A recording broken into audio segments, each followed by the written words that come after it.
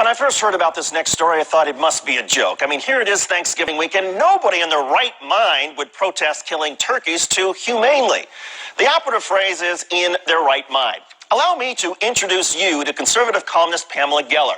She's a darling of the right wing. She's a notorious hater of Muslims, and she just wrote a column complaining about Butterball.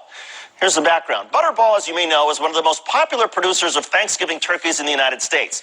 The company believes in making their product palatable to a variety of religious Americans. And to that end, Butterball recently confirmed its whole turkeys are certified halal.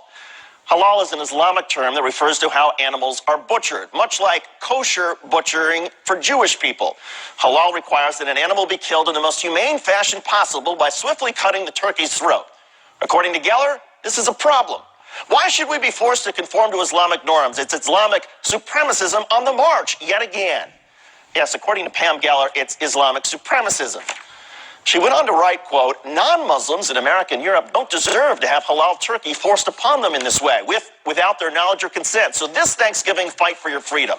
Find a non-halal, non-Butterball turkey to celebrate Thanksgiving this Thursday, and write to Butterball and request politely but firmly that they stop selling only halal turkeys and make a non-halal turkey available to Americans who still value our freedoms. Pam, we're talking about turkeys, and allow me to enlighten you and your readers. It's not just how a turkey is killed that is important for halal or kosher certification. The animal must not be diseased. If the turkey has tumors or cysts, it's not certified. The meat must not come in contact with contaminants, like worms, bugs, dirt, feces, bacteria, things that are also not allowed by federal meat inspectors.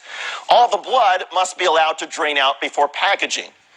Pam, you wrote, I wouldn't knowingly buy a halal turkey, would you? Actually, I would. In fact, most Americans who eat turkey would probably be more likely to buy a halal or kosher one if they knew what it stood for.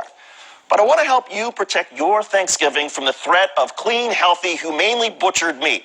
So I encourage you to go to a turkey farm tomorrow, ask for the most diseased animal around, clobber it over the head with a dull hammer, but not too hard because you want the bird to suffer for a while. Drag the animal on the ground, smear it in feces, take the bird home, expose it to as much bacteria as possible, then serve it as your Thanksgiving meal. After all, as you wrote, who wants halal turkeys, especially on a day in which we are giving thanks to God for our freedom? Exercise your freedom, Pam.